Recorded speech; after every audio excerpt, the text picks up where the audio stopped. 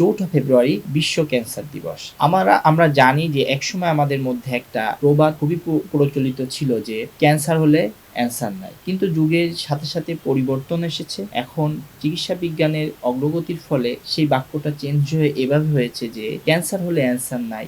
এই কথা এখন ক্যান্সারের কিন্তু সুচিকিৎসা আছে। আমরা ক্যান্সার সাধারণত আমরা জানি যে মাথা থেকে পা পর্যন্ত ক্যান্সার যেকোনো জায়গায় হতে পারে। ব্রেইন ক্যান্সার হয়ে থাকে, যার কারণে অনেক সময় আমরা চোখে ঝাপসা দেখা, মাথা ব্যথা সহ এই ধরনের প্রবলেমে ভুগি। মুখে ওরাল ক্যান্সার হয়ে থাকে। ওরাল ক্যান্সারে আমরা সাধারণত দেখব যে মুখে বড় ধরনের সোয়েলিং বা ফুলে যাওয়ার জিনিসগুলো থাকে বা অ্যাবনরমাল আলসার থাকে এইগুলো। এরপরে আমাদের চেস্টে ক্যান্সার হয়ে থাকে, আমরা অনেক সময় সেগুলো শ্বাসকষ্ট বা বুকে পানি আসে এইগুলো নিয়ে আসে। আমাদের বিভিন্ন লিম্ফোমা হয়ে থাকে, যেগুলোর কারণে আমাদের কুকচি, বগল, গলা বিভিন্ন জায়গায় যে লিম্ফ নোড আছে সেগুলো ফুলে যাওয়া হয়। এরপরে অনেক সময় ক্যান্সারে পেটে পানি চলে আসছে, যেগুলো অ্যাবডোমিনাল ক্যান্সার বা লিভার ক্যান্সার বা আমার কোলন ক্যান্সার এইগুলোতে কিন্তু হয়। এছাড়াও দেখা যাচ্ছে আমার পায়খানা রাস্তাতে লং টাইম ধরে ব্লাড যাচ্ছে, দেখা যাচ্ছে আমার কোলোরেক্টাল ক্যান্সারগুলোতে কিন্তু এইগুলো হয়ে থাকে। তো এইভাবে করে প্রতিটা ক্যান্সারের একটা সিম্পটম আছে যেটা প্রকাশ পায়, যেটা কিন্তু স্বাভাবিক না, একটা অস্বাভাবিক, যেটা কিন্তু আমরা দেখেই বুঝবো যে আমার বডিটা আমার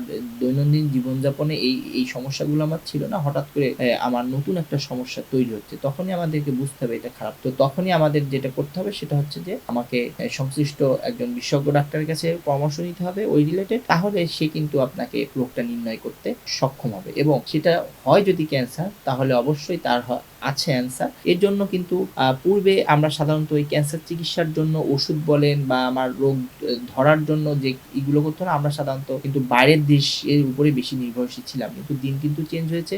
বিশেষ করে ওষুধের ক্ষেত্রে তো আমরা আমাদের এখন খুবই অ্যাভেলেবেল। আমাদের যে কোম্পানিগুলো আসছে ক্যান্সারের জন্য, তারা বিভিন্ন ধরনের কোম্পানি আছে যারা ম্যাক্সিমাম ক্যান্সার, সব ধরনের ক্যান্সারের দেখা যাচ্ছে তাদের প্রোডাক্ট আছে, ওষুধ চলে আসছে। ইভেন ডায়াগনস্টিক ক্ষেত্রে আমরা এখন পিছিয়ে নেই।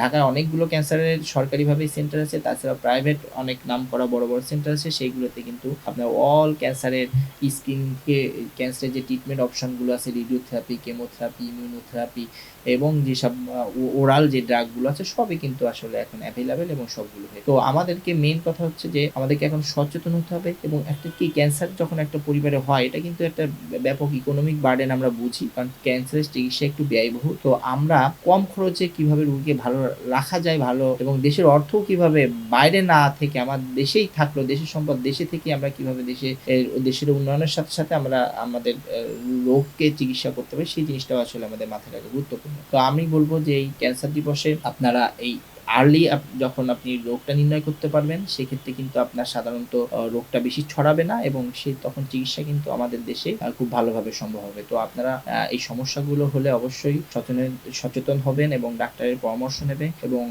রোগ যত আর্লি নির্ণয় করতে পারবেন তত আপনি কিন্তু চিকিৎসা নিয়ে ভালো থাকবেন। তো আমি আজকে এই কথার সাথে সাথে যারা ক্যান্সার নিয়ে সচেতনতা তৈরির জন্য এগিয়ে আসছে সবাইকে ধন্যবাদ দিতে চাই। বিশেষ করে নয়াদিগন্ত, যারা কিনা এমন একটা গুরুত্বপূর্ণ ভূমিকা পালন করছে যে স্পেসিফিক এই ডেতে তারা অ্যাওয়ারনেস বৃদ্ধির জন্য যে প্রোগ্রামের আয়োজন করেছে, তার জন্য তাদেরকে আমি বিশেষভাবে ধন্যবাদ জানাই। তাদের উত্তরোত্তর সাফল্য কামনা করছি। তো সবাই ভালো থাকবেন। আল্লাহ হাফেজ।